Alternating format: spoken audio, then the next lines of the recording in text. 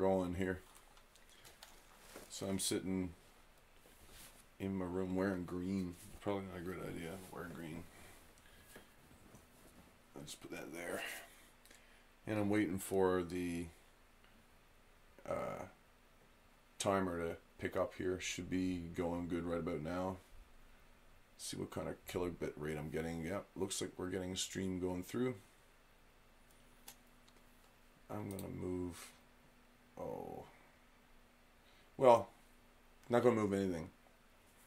My name is jamespfp. This is Pitchforks and Flaming Torches. I'd like to welcome you to the stream this evening. This is 39 Threes Day. I call it's really this morning. Threes Day morning, and where I'm living, it's a weird time zone. So we have a half hour to ourselves. And even though I live in this weird time zone, excuse me for a second, I'll move the mic. We live in this weird time zone.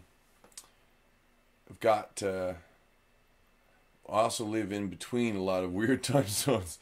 So I see one side, I see the other. I've been focusing a lot lately on the North American sides of the time zones. Quite a lot less on the European sides of the time zones. But here's something from the European side of the time zones from another time. A reading from George Orwell. It's going to take a while to do this. That's why I'm going to stream it.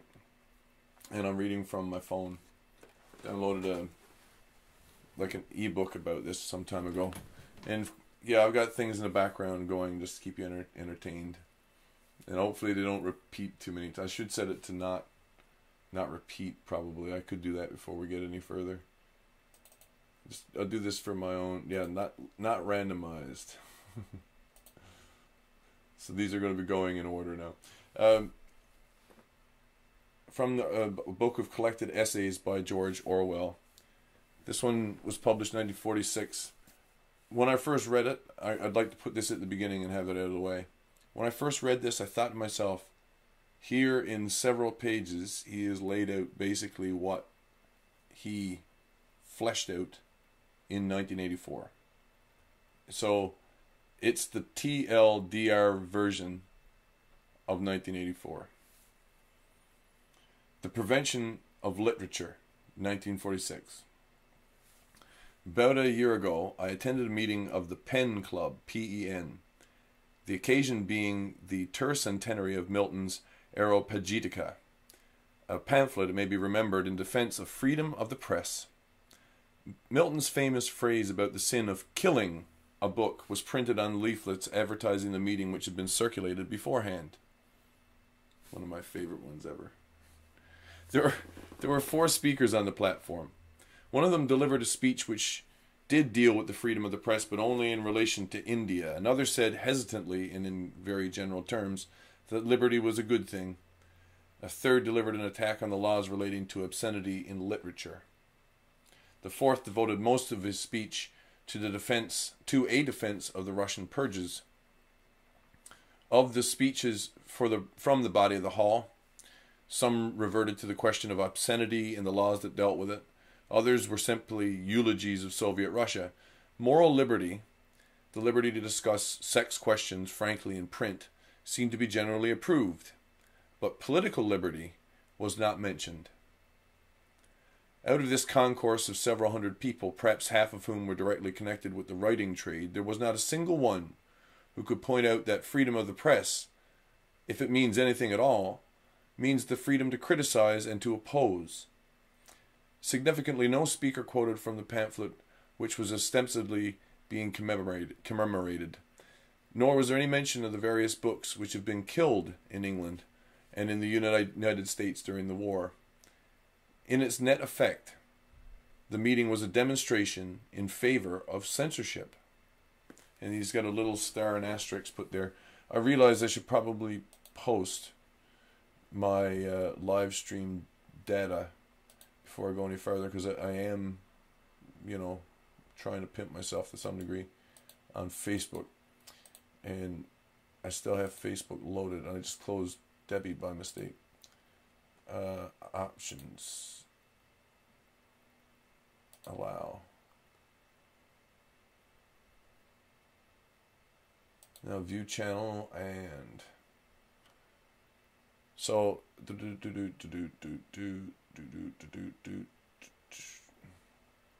live now, copy.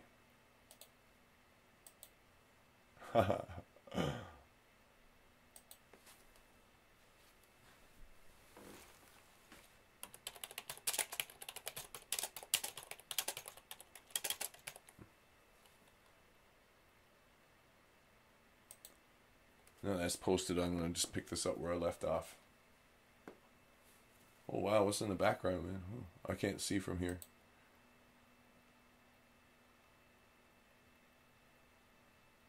Oh look, it decided to take out the really cool one.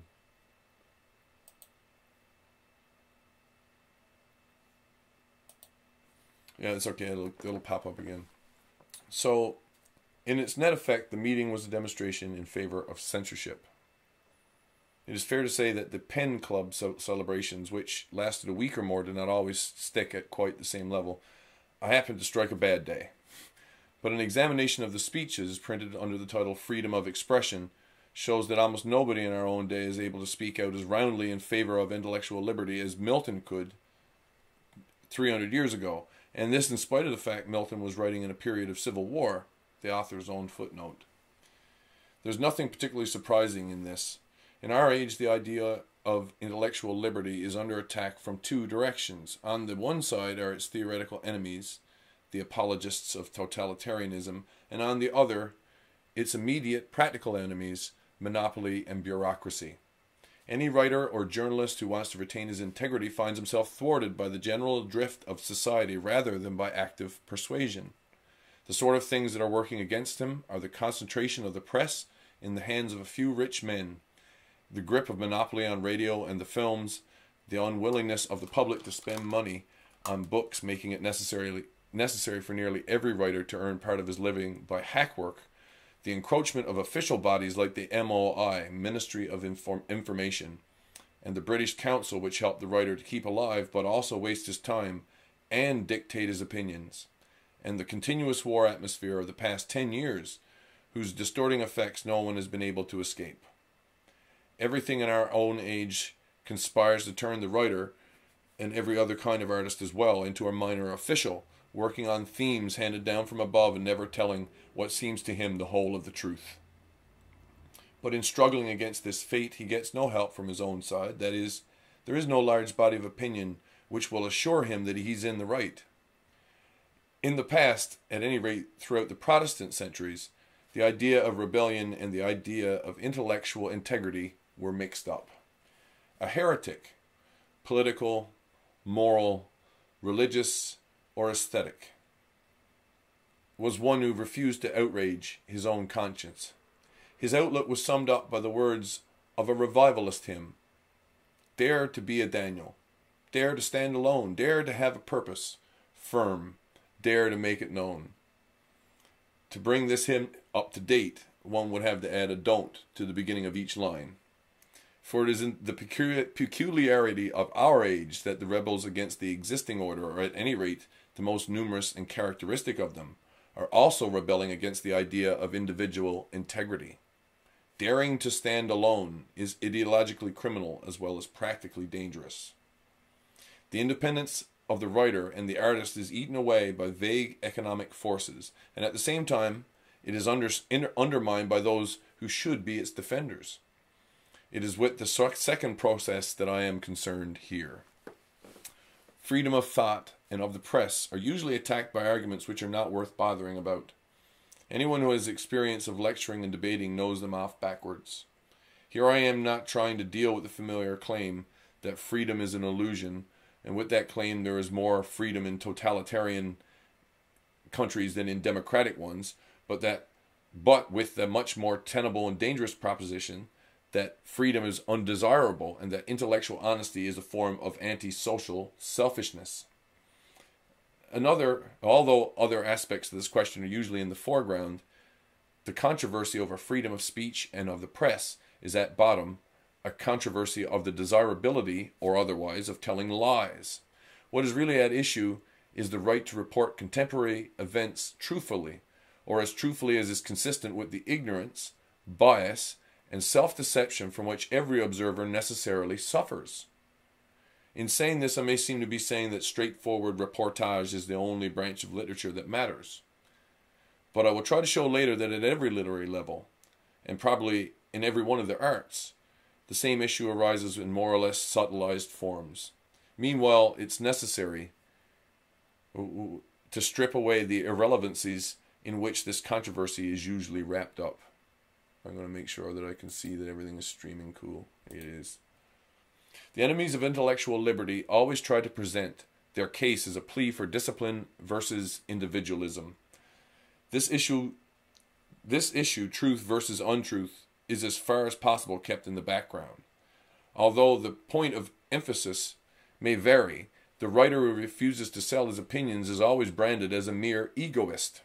He is accused, that is, of either wanting to shut himself up in an ivory tower, or of making an exhibitionist display of his own personality, or of resisting the inevitable current of history in an attempt to cling to unjustified privilege.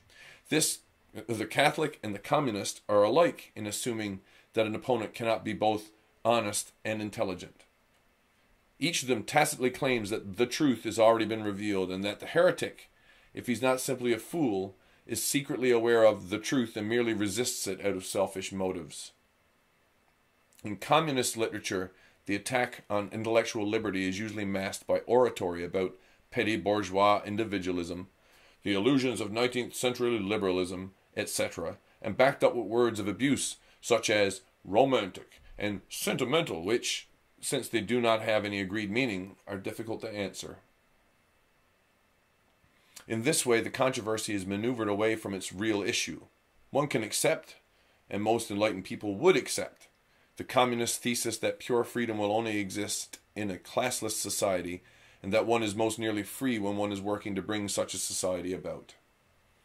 But slipping in with this is the quite unfounded claim that the Communist Party is itself aiming at the establishment of a classless society, and that in the USSR this aim is actually on the way to being realized. If the first claim is allowed to entail the second, there's almost no assault on common sense and common decency that cannot be justified. But meanwhile, the real point has been dodged. Freedom of the intellect means the freedom to report on what one has seen, heard, and felt, and not be obliged to fabricate imaginary facts and feelings. The familiar tirades against escapism and individualism, romanticism, and so forth are merely a forensic device, the aim of which is to make the perversion of history seem respectable. 15 years ago, when one defended the freedom of the intellect, one had to defend it against conservatives, against Catholics, and to some extent, for they were not of great importance to England, against fascists. Today one has to defend it against communists and fellow travelers. One ought not to exaggerate the direct influence of the small English Communist Party, but there can be no question about the poisonous effect of the Russian mythos on English intellectual life. Because of it, known facts are suppressed and distorted to such an extent as to make it doubtful whether a true history of our times can ever be written. I guess that agrees with David Icke. Let me give just one instance out of the hundreds that could be cited. When Germany collapsed, it was found that a very large numbers of Soviet Russians, mostly no doubt from non-political motives, had changed sides and were fighting for the Germans. Also, a small but not negligible portion of the Russian prisoners and displaced persons refused to go back to the USSR, and some of them at least were repatriated against their will. These facts, known to many journalists on the spot, went almost unmentioned in the British press, while at the same time Russophile publicists in England continued to justify the purges and deportations of 1936 through 38 by claiming that the USSR had no quislings. The fog of lies and misinformation that surrounds such subjects as the Ukraine famine, the Spanish Civil War, Russian policy in Poland, and so forth is not due entirely to conscious dishonesty, but any writer or journalist who is fully sympathetic for the USSR, sympathetic, that is, in the way that Russians themselves would want him to be, does have to acquiesce to deliberate falsification on important issues. I have before me what must be a very rare pamphlet written by Maxim Litvinov, in 1918 and outlining recent events in the Russian Revolution. Makes no mention of Stalin, gives high praise to Trotsky, and also to Zinoviev, Kamenev, and others. What could be the attitude of even the most intellectually scrupulous communist towards such a pamphlet? At best, the obscurantist attitude of saying that it's an undesirable document and better suppressed. And for if some reason were decided to issue a garbled version of the pamphlet denigrating Trotsky and inserting references to Stalin, no communist who remained faithful to the party could protest. Forgeries almost as gross as this have been committed in recent years, but the significant thing is not that they happen, but that even when they are known about, they provoke no reaction from left-wing intelligentsia on the whole. The argument that to tell the truth would be inopportune or to play into the hands of somebody or other is felt to be unanswerable. And few people are bothered by the prospect of the lies which they condone getting out of the newspapers and into the history books. The organized lying practiced by totalitarian states is not, as sometimes is claimed, a temporary expedient of the same nature as military deception. Of the same nature as military deception. It is something integral to totalitarianism, something that would still continue even if concentration camps and secret police forces had ceased to be necessary.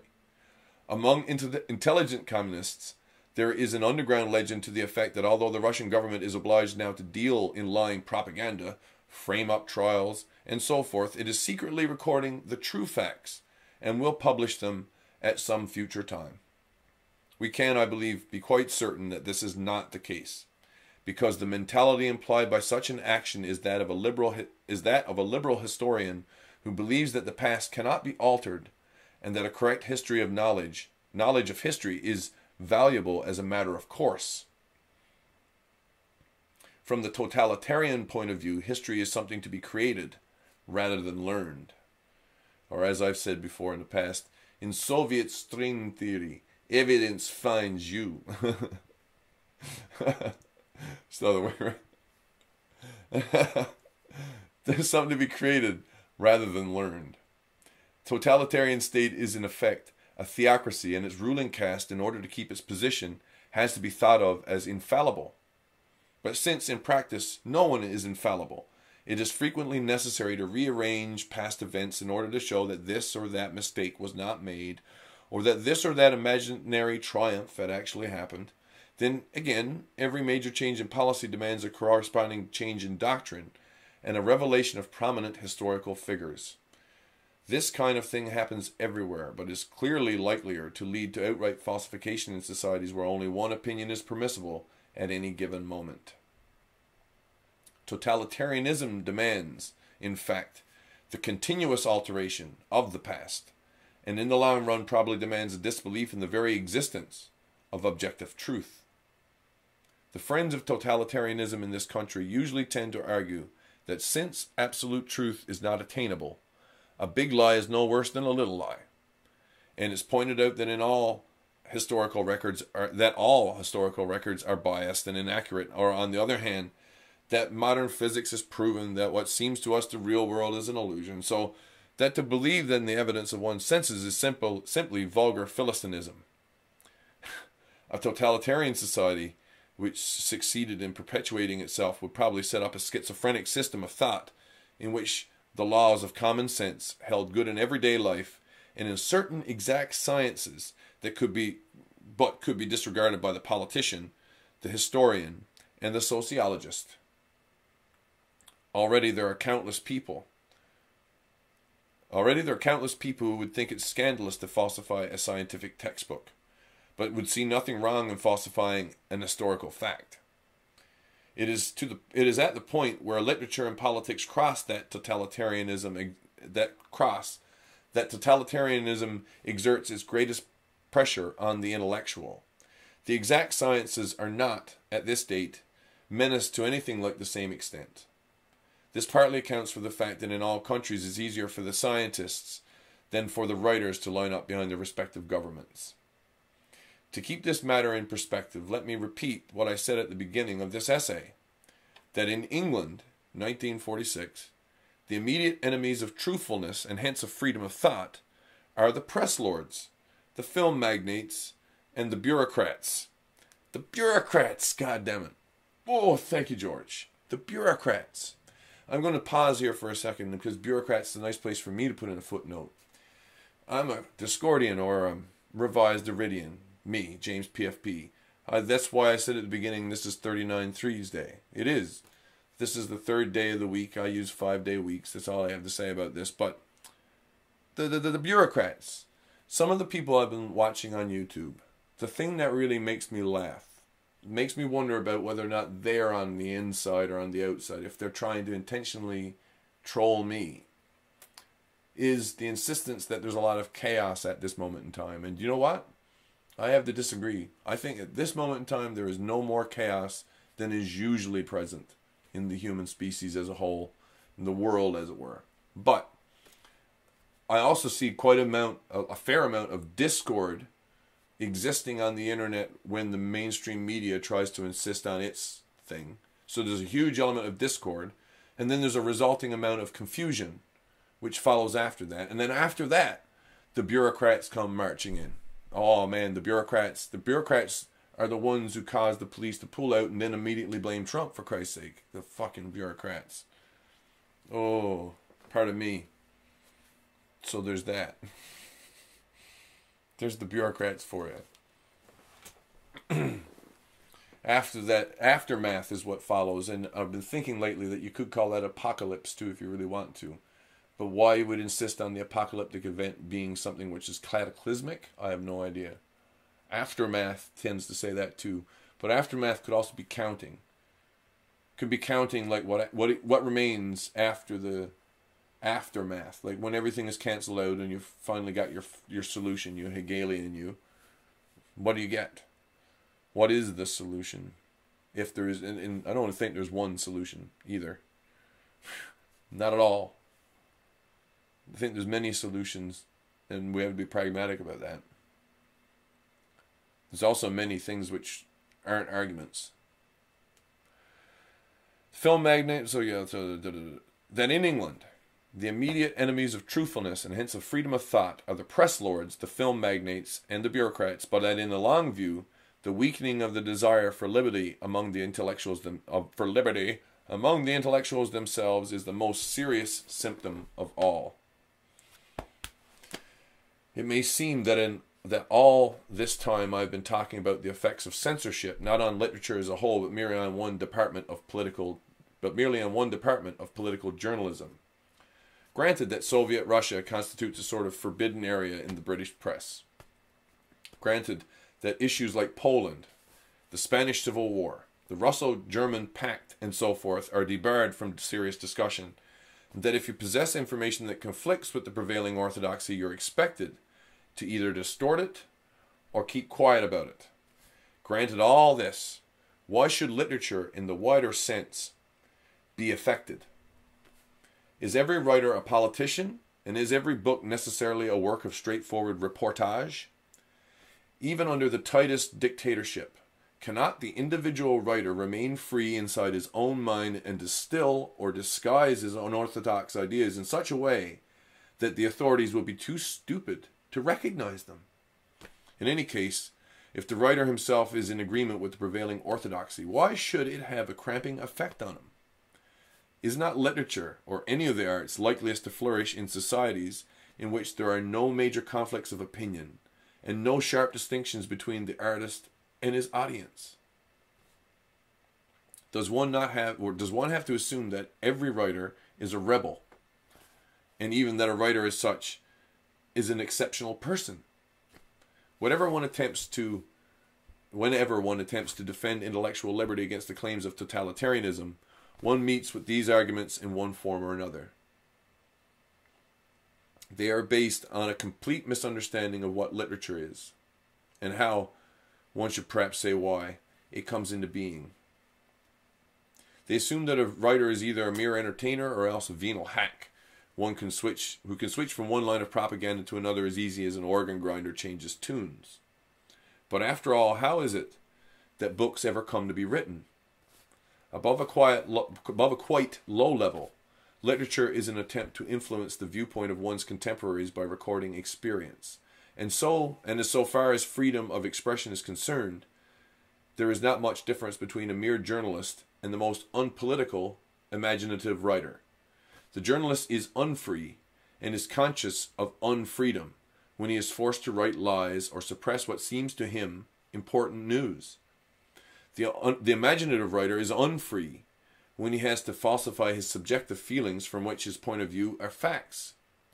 He may distort and caricature reality in order to make his meaning clearer, but he cannot misrepresent the scenery of his own mind, and he cannot say with any conviction that he likes what he dislikes or believes what he disbelieves. If he's forced to do so, the only result is that his creative faculties will dry up. Nor can he solve the problem by keeping away from controversial topics. There's no such thing as a genuinely non-political literature, and least of all in an age like our own, with fears, hatreds, and loyalties of a directly political kind are nearer to the surface of everyone's consciousness. Even a single taboo can have an all-round crippling effect upon the mind, because there is always the danger that any thought which is freely followed up may lead to a forbidden thought. It follows that the atmosphere of totalitarianism is deadly to any kind of prose writer, though a poet, at any rate a lyric poet, might find it possibly breathable. In any totalitarian society that survives for more than a couple of generations, it is probable that prose literature of the kind that existed during the past 400 years must actually come to an end. Literature has sometimes flourished under despotic regimes, but, as has often been pointed out, the despotisms of the past were not totalitarian. Their repressive apparatuses were always inefficient. The ruling classes were always either corrupt or apathetic or half-liberal in outlook, and the prevailing religious doctrines usually worked against perfectionism and the notion of human infallibility. Even so, it is broadly true that prose literature has reached its highest levels in periods of democracy and free speculation. What is new in totalitarianism is that its doctrines are not only unchallengeable, but also unstable. They have to be accepted on pain of damnation, but on the other hand, they're not always liable to be altered on a moment's notice. Consider, for example, the various attitudes completely incompatible with one another which an English communist or fellow traveler has had to adopt towards the war between Britain and Germany. For years before September 39, he was expected to be in a continuous stew about the horrors of Nazism and to twist everything he wrote into a denunciation of Hitler.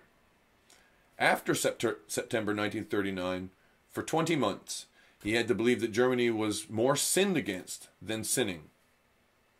And the word Nazi, at least as far as the print went, had to drop right out of his vocabulary. Immediately upon hearing the news of the 8 o'clock bulletin on the morning of June 22nd, 1941, he had to start believing once again that Nazism was the most hideous evil the world had ever seen. Now, it is easy for the politician to make such a change. For a writer, the case is somewhat different. If he is to switch his allegiances at exactly the right moment, he must either tell lies about his subjective feelings or else suppress them altogether. In either case, he has destroyed his dynamo. Not only will ideas refuse to come to him, but the very words he uses will seem to stifle or stiffen under his touch. Political writing in our time consists almost entirely of prefabricated phrases, bolted together like pieces of a child's mechano set. It is the unavoidable result of self-censorship. To write in plain, vigorous language, one has to think fearlessly, and if one thinks fearlessly, one cannot be politically orthodox. It might be otherwise in an age of faith, when the prevailing orthodoxy has long been established and is not taken too seriously. In that case, it would be possible, or might be possible, for large areas of one's mind to remain unaffected by what one officially believed. Even so, it's worth noticing that prose literature almost disappeared during the only age of faith that Europe has ever enjoyed.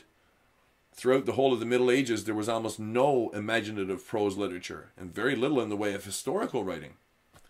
And the intellectual leaders of society expressed their most serious thoughts in a dead language which barely altered during 1,000 years. Totalitarianism, however, does not so much promise an age of faith as an age of schizophrenia. A society becomes totalitarian when its structure becomes flagrantly artificial. Artificial. That is, when its ruling class has lost its function but succeeds in clinging to power by force or fraud. Such a society, no matter how long it persists, can never afford to become either tolerant or intellectually stable. It can never permit either the truthful recording of facts or the emotional sincerity that literary creation demands. But to be corrupted by totalitarianism, one does not have to live in a totalitarian country. The mere prevalence of certain ideas can spread a kind of poison that makes one subject after another impossible for literary purposes. Whenever or wherever there is an enforced orthodoxy, or even two orthodoxies, as often happens, good writing stops. This was well illustrated by the Spanish Civil War.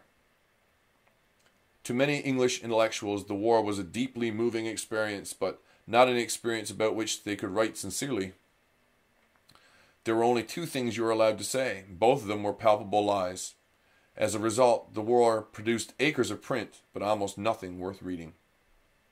It's not certain whether the effects of totalitarianism upon verse need be so deadly as its effect on prose.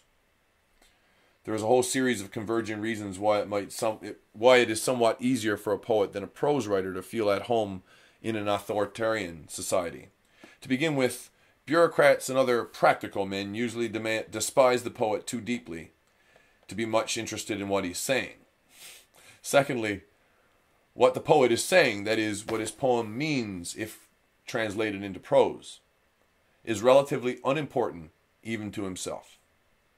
The thought contained in a poem is always simple. There's no more the primary purpose of the poem than the anecdote is the primary purpose of the picture. A poem is an arrangement of sounds and associations, as a painting is an arrangement of brush marks. For short snatches, indeed, as in the refrain of a song, poetry can even dispense with meaning altogether. It is therefore fairly easy for a poet to keep away from dangerous subjects and avoid uttering heresies. And even when he does utter them, they may escape notice. But above all, good verse, unlike good prose, is not necessarily an individual product.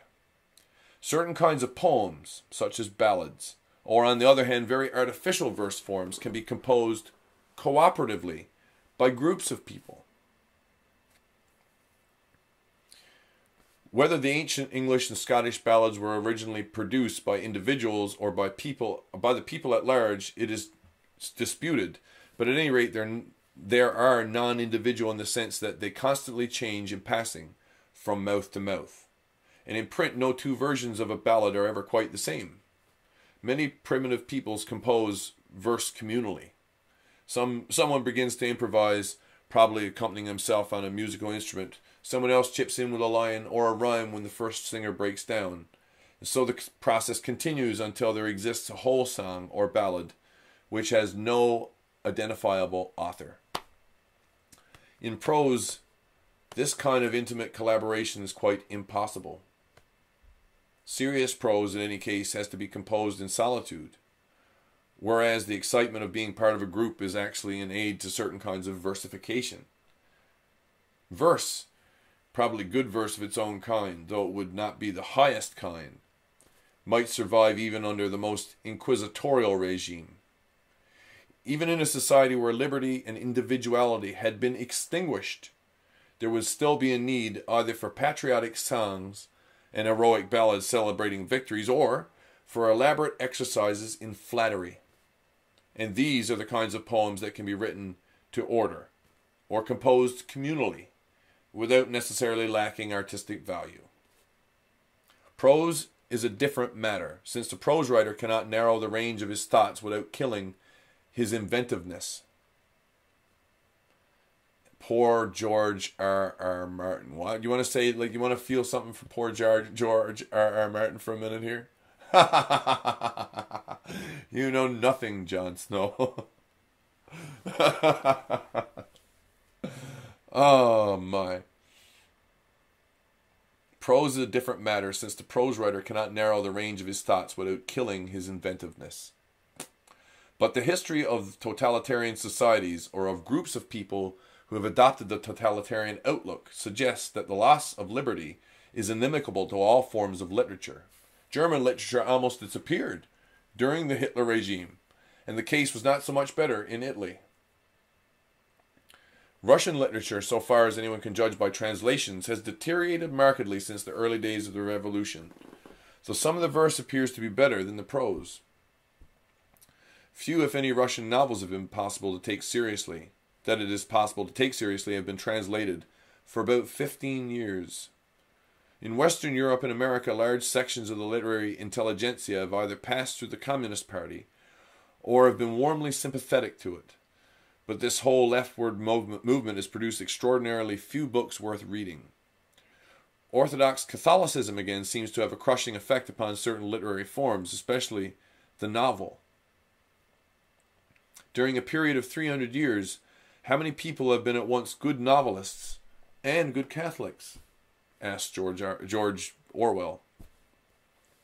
The fact is that certain themes cannot be celebrated in words, and tyranny is one of them. No one ever wrote a good book in praise of the Inquisition. Poetry might survive in a totalitarian age, and certain arts or half-arts, such as architecture, might even find tyranny beneficial. But the prose writer would have no choice between silence or death. Prose literature as we know it is the product of rationalism, of the Protestant centuries, of the autonomous individual. And the destruction of intellectual liberty cripples the journalist, the sociological writer, the historian, the novelist, the critic, and the poet. In that order.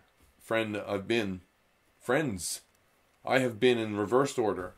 A poet, a critic, a novelist, no, an historian, a novelist. A sociological writer, not really a journalist until I blogged.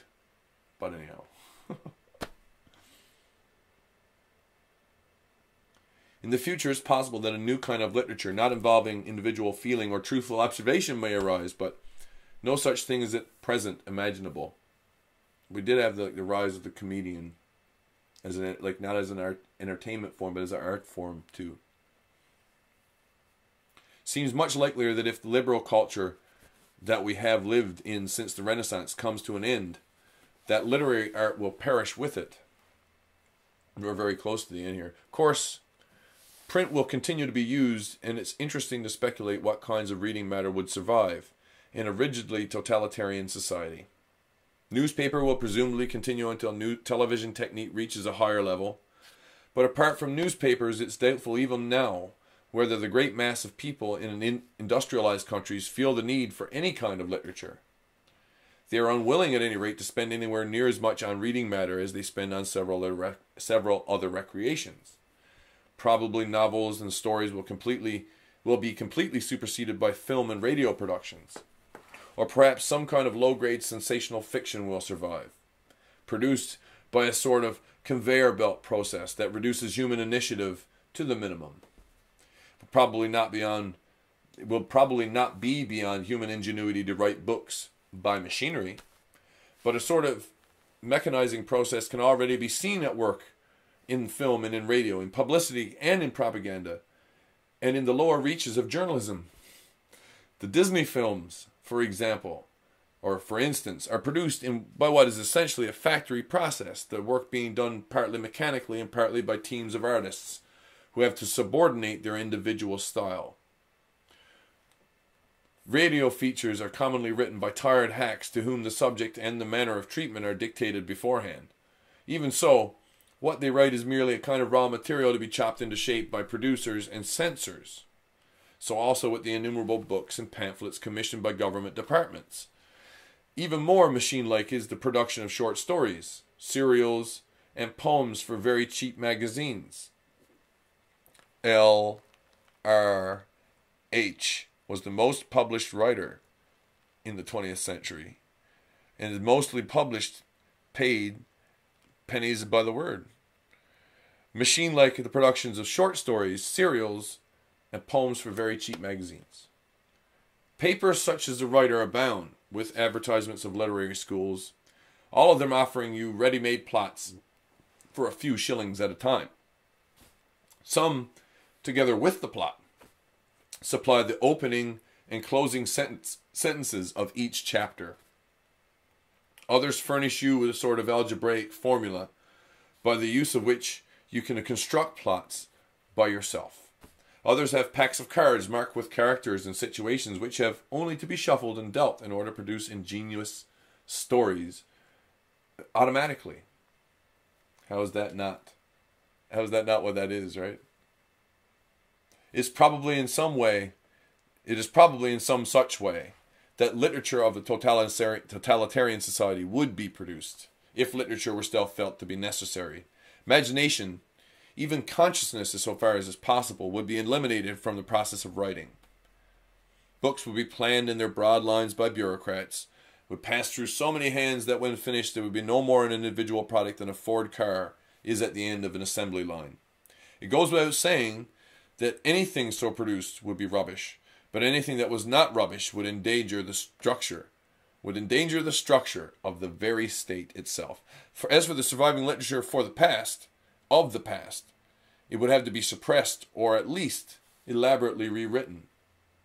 That started happening. Meanwhile, totalitarianism is not fully triumphed anywhere. Our own society is still, broadly speaking, liberal. To exercise your right of free speech, you have to fight against economic pressure and against strong sections of public opinion, but not, as yet, against a secret police force. Yeah, not as yet, said Mr. Orwell. Not as yet. It's 70 years. 70 years, Mr. Orwell. Very close to a Roman secular age, Mr. Orwell. Very, very close. You can say and print almost anything so long as you're willing to do it in a hole and corner way. But what is sinister, as I said at the beginning of this essay, is that the conscious enemies of liberty are those to whom liberty ought to mean the most. The big public do not care about the matter one way or the other. I continually hear that today too. They're not in favor of persecuting the heretic, and they will not exert themselves to defend him. They are at once too sane and too stupid to acquire the totalitarian outlook. The direct conscious attack on intellectual decency comes from the intellectuals themselves. It's possible that the Russophile intelligentsia, if they'd not succumbed to that particular myth, would have succumbed to another of much the same kind. But at any rate, the Russian myth is there, and the corruption it causes stinks. The Russian myth is there. The corruption it has caused stinks to high heaven. Seth Rich. When one sees highly educated men looking on indifferently at oppression and persecution, one wonders which to despise more, their cynicism or their short-sightedness. I'm aware of my cynicism. Truth. Many scientists, for example, are the uncritical admirers of the USSR. They appear to think that the destruction of liberty is of no importance so long as their own line of work is, for the moment, unaffected. The USSR is in a large, rapidly developing country which has an acute need of scientific workers and, consequently, treats them generously. Provided that they steer clear of dangerous subjects such as psychology, scientists are privileged persons. Writers, on the other hand, are viciously persecuted. It's true that literary prostitutes like Ilya Ehrenberg and Alexei Tolstoy are paid huge sums of money. But the only thing which is of any value to the writer as such, his freedom of expression, is taken away from him. Some, at least, of the English scientists who speak so enthusiastically of the opportunities to be enjoyed by scientists in Russia are capable of understanding this. But the reflection appears to be, writers are persecuted in Russia. So what? I'm not a writer. They do not see that any attack on intellectual liberty and on the concept of objective truth threatens, in the long run, every department of thought. Nazis. You're damn right, Mr. Orwell. They do not see that any attack on intellectual liberty and on the concept of objective truth threatens in the long run every department of thought. For the moment, the totalitarian state tolerates the scientist because it needs him. Even in Nazi Germany, scientists other than Jews were relatively well treated, and the German scientific community as a whole offered no resistance to Hitler. At this stage of history, even the most autocratic ruler is forced to take account of physical reality, partly because of the lingering on of liberal habits of thought, and partly because of the need to prepare for war. So long as physical reality cannot altogether be ignored, so long as 2 and 2 have to make 4 when you are, for example, drawing the blueprint of an aeroplane, the scientist has his function and can even be allowed a measure of liberty. His awakening will come later, when the totalitarian state is firmly established. Meanwhile, if he wants to safeguard the integrity of science, it is his job to develop some kind of solidarity with his literary colleagues and not disregard it as a matter of indifference when writers are silenced or driven to suicide and newspapers systematically falsified. Looks like it's been good. This stream's doing good. I don't know if I've got anybody watching. Peak 1. Nobody on the chat though. Wow. But however it may be with the physical sciences or with music, painting, and architecture, it is, as I've tried to show, certain that literature is doomed if liberty of thought perishes. Not only is it doomed in any country which retains a totalitarian structure, but any writer who adopts the outlook of totalitarianism, who finds excuses for persecution and the falsification of reality, thereby destroys himself as a writer. There's no way out of this. No tirades against individualism and the ivory tower. No pious platitudes to the effect that true individuality is only attained through identification with the community. And I fucking well heard that, and I have that on tape. I have it. Toxic individualism. Toxic individualism. Toxic individualism. One can get over the fact that a bot mind is a spoiled mind. Unless spontaneity enters in at some point or another, literary creation is impossible, and language itself becomes something totally different from what it is now. We may learn to separate literary creation. Unless spontaneity enters in at some point or another, literary creation is impossible, and language itself becomes something totally different from what it is now. We may learn to separate literary creation from intellectual honesty. At present, we know only that the imagination, like certain wild animals, will not breed in captivity. Any writer or journalist who denies that fact, and nearly all the current praise of the Soviet Union contains or implies such a denial, is, in effect, demanding its own destruction. And that means, by the way, that all of this hate the haters, yeah, you're demanding your own destruction. And the people you're making angry believe what they believe way more than you do. Because you've been told to believe it. And you believe your leaders. But your leaders have lied to you. That's the end of the essay. He didn't say any of that stuff. I added all that in by myself. I posted to Facebook that the stream would be happening. Before I posted to Facebook, I reminded myself on Facebook that I had to have this next discussion. And I plan to do so as I stream live here on YouTube. I got time to spare. That was only 45 minutes and a single essay by George Orwell.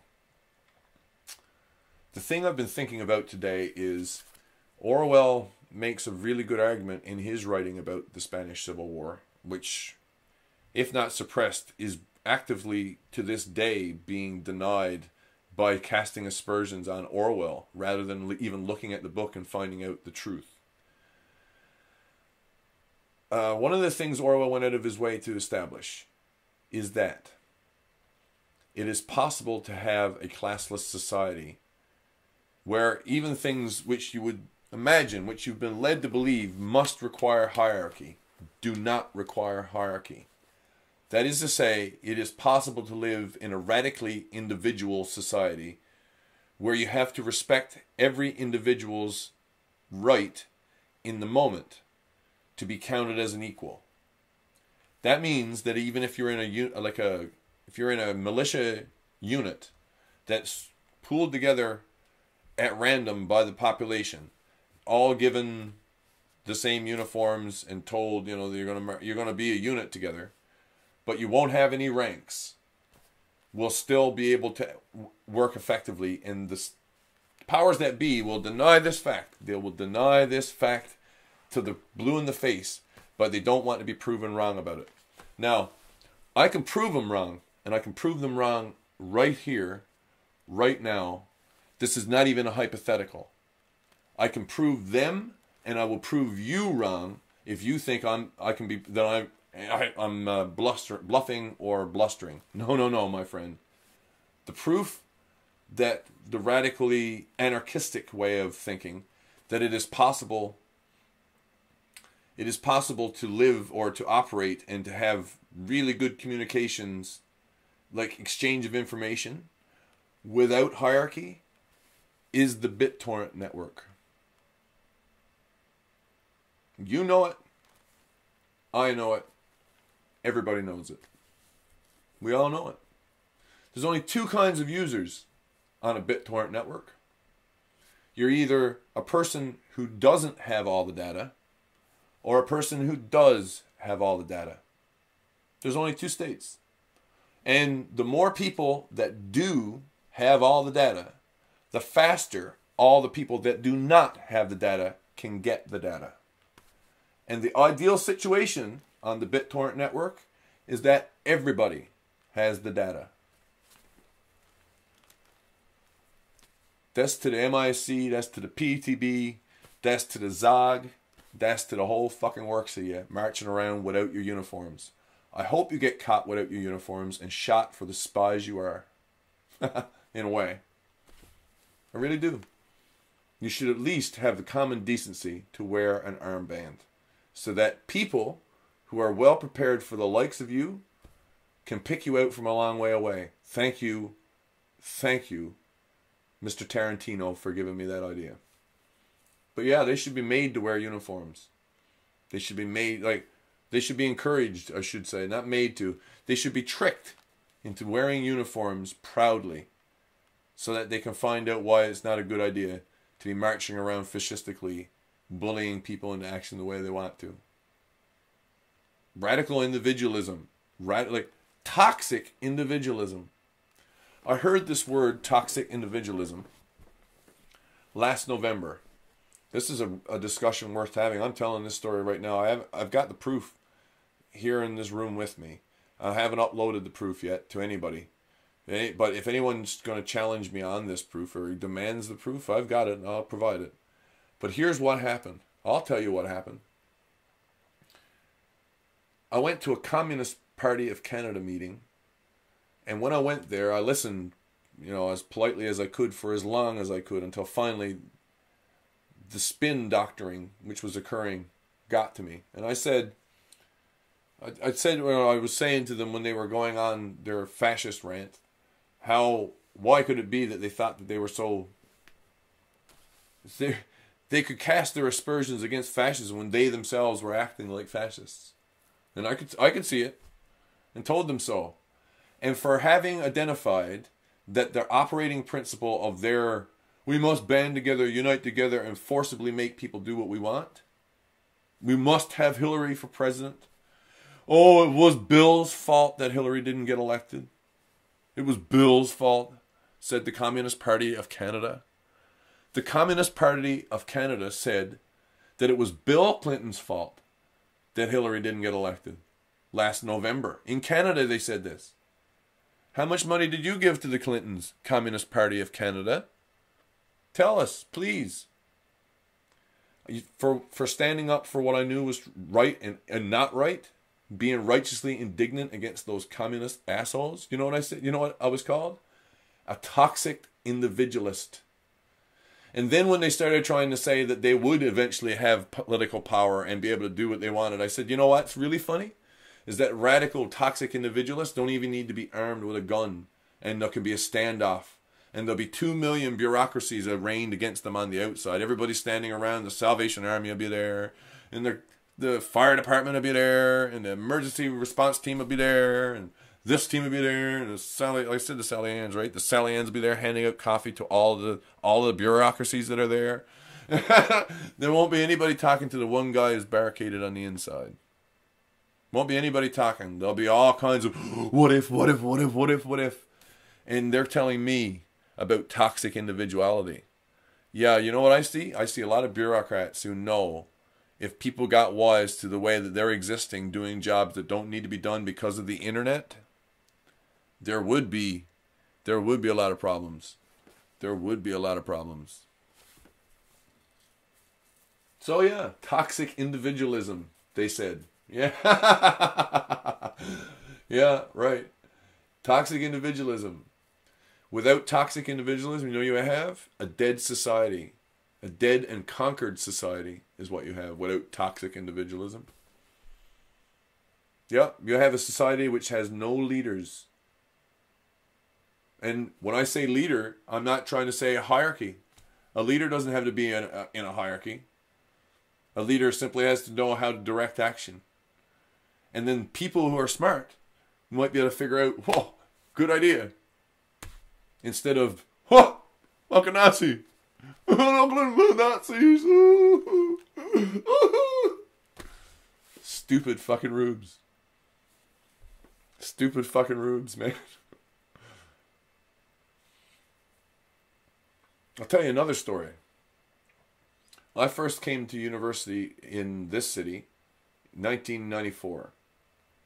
And that year, if I don't got it wrong, entirely wrong, I think was the first year that a student union, which I had no part in the formation of, but which had joined a larger national students union, right? I mean, I had to pay union dues, but hey, I'd not actually, protested for the creation of said union or anything like that. And the union itself was just joined with a larger national students union. Oh, and we were going to do a student day of action right across the country.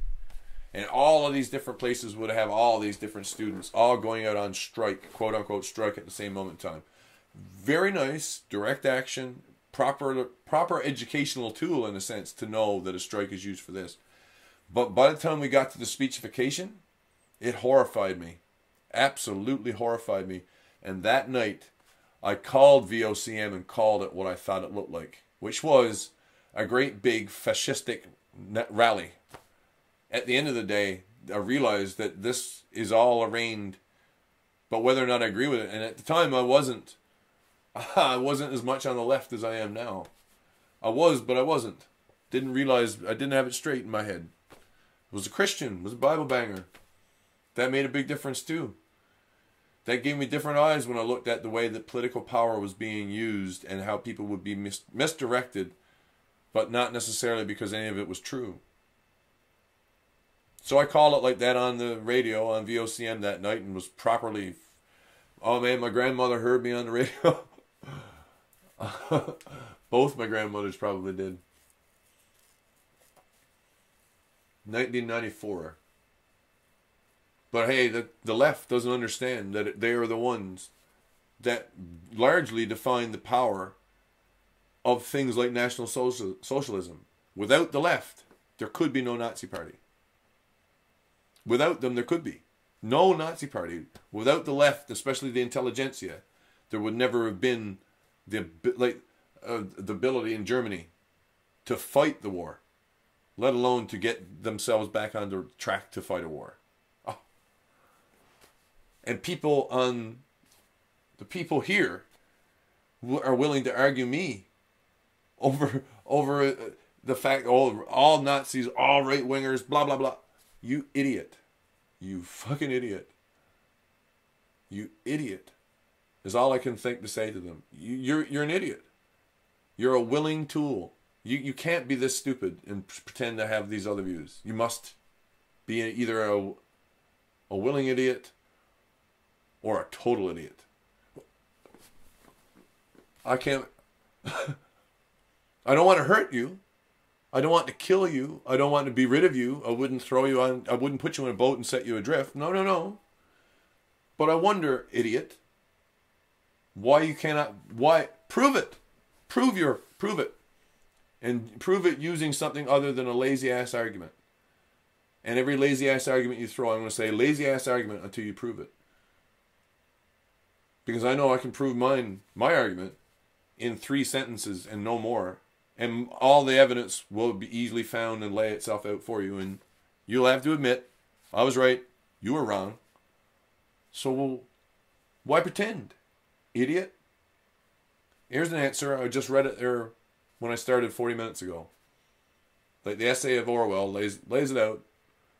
Pretty much the entirety of the main thematic thrust of 1984 in a single essay, including the fact that there will be willing tools who are idiots, supposed intelligentsia, but who are dumb, play dumb, out of fear, and then pretend that they know what a Nazi looks like. Oh, over there. Yeah. I know why you want to say that, and I also know why you want to misidentify it. I do. And guess who's not being intellectually dishonest?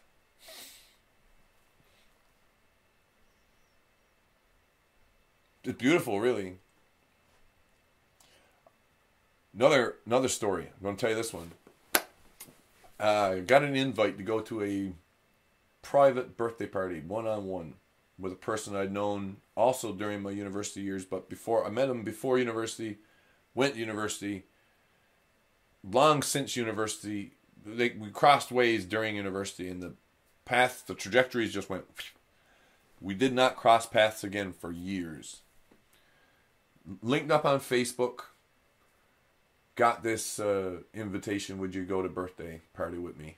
Go for supper. Sat down, had a meal, talked the whole time. Seemed to be. It was easy enough. Didn't seem to be too terrible. We had lots of discussions about this, that, and the other thing. By the end of the night, though, by the end of the discussions, there were many things which happened. I don't know if I really need to get into any of the details, whether it's right to be telling any details. But I mean, just I was there. It's my own life. Why shouldn't I tell some of the details? Went to my place for a little while first. Went back to her place for a little while first. Came back to my place. Is the way of the night after supper. During the period of time when we were at my place, I gave her a book, which was Nietzsche, and which is very small, paperback, wouldn't require more than an hour or two to read, start to finish. Second part, back to her house, while sitting, an empty house when we got there, and while sitting on the couch, she starts telling me about how she's got a gun, like a handgun, in her bedroom. I'm like, huh? Okay. Third, on the way back to my place, she goes, da da da da da da da da da, Waterford, da da da da da da da da da, Waterford. I'm like, you know what? If you keep talking like that, I'm gonna pull out my phone and start the video camera recording this conversation, which I had not been doing up to that point, which would have been perfectly able to have done at any point of the night. Because that camera phone bothered the shit out of her, and that's the reason why I'm not in the Waterford, and won't be going to the Waterford, and don't need to go to the Waterford. Because some liberal fucking shill thinks I need to go to the Waterford? Try again. I can prove you wrong. Day later, I got the book back. After a few exchanges on Facebook, which included her trying to say that she held her intellectual honesty above all else, but yet she couldn't read that book. She won't read the book, and she calls herself an honest intellectual. Goodbye. Don't be telling me about who needs to go to the Waterford. Friend, you're running to throw that stone. Perhaps you should go to the Waterford. rather than, that's the way I see it. Are you a doctor? Are you a nurse? There's people willing to pretend they're doctors and nurses, though. You might have seen the thing go past here. I've got one image here of a person on Facebook pretending to be a doctor. I can't remember if I reported that one or not. That seemed to me to be like almost illegal, you know, pretending to be a doctor. That's almost as bad as pretending to be a cop. But anyhow, don't know if there's anybody in the chat room here this evening. I'd highly doubt it. Average view duration, about 3.5 minutes. Ooh. So, that's pretty much all that I have on my heart and my chest and my plate for this evening. I've got no plans for, like, I've got no scheduled ideas for what's going to be coming up on this channel. Pitchforks, Flaming Torches, the Banjocast, that stuff's going to continue. This stuff's going to continue. I'd like more feedback. I feel sometimes like I'm on the inside of a bubble. People don't want to look. People are told don't look. But it's here to be looked at, and it's still my right to freely express it for the time being. And though they may come with pitchforks and flaming torches, I'm holding off. I'll hold off for a while. Not only will I hold off and hold them off, they'll be wondering why it is they chose... They picked Thermopylae. They picked Thermopylae. They fucking picked Thermopylae. Holy fuck. Why would you pick Thermopylae? You idiots. You idiots are going to get massacred. That's how I see it. You think your numbers are in your favor. You think popularity will win. Oh my God. Oh my God. And yet I don't believe in hierarchies. Don't get me wrong. I'm not saying that only the smartest people can understand this. No, no, no, no. Popularity is in itself a form of tyranny. You don't get it? You don't get this? That democracy can tend to be, like, the popular opinion can tend to be tyrannical. Here's the fake doctor.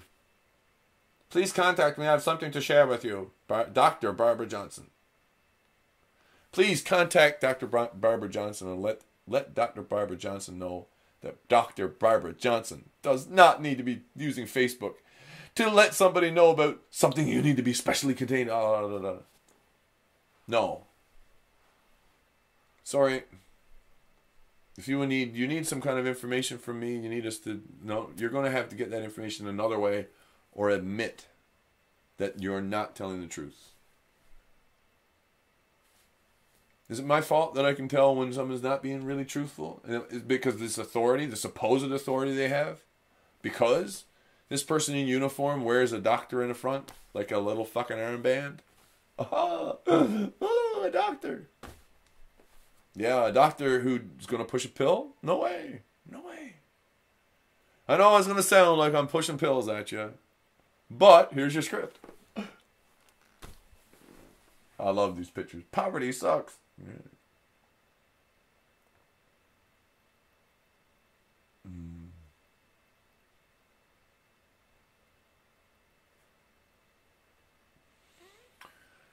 Oh my. So yeah, just over an hour. Thank you for watching, if you've watched. If you have anything to add, if you have commentary on anything I might have said, please comment below. Consider subscribing. I'd like to hit 100 subs before the end of this year. We're past the halfway point of the year, I mean. I've got almost half number of 100, so I'm getting there. And now that I'm ready to stop streaming, I'm going to be ready to, like, start counting down the delay. Maybe it'll just cut off. Actually, it won't just cut off. I think when I hit the cutoff point, it'll literally, I'll be counting down for nothing whatsoever. They can still be streaming data, which I've been buffering, right? So, thank you for watching all the blah, blah, blah. Here we go, 10, 9, 8, 7, main engine sequence, ignition start, 4, 3, 2, 1.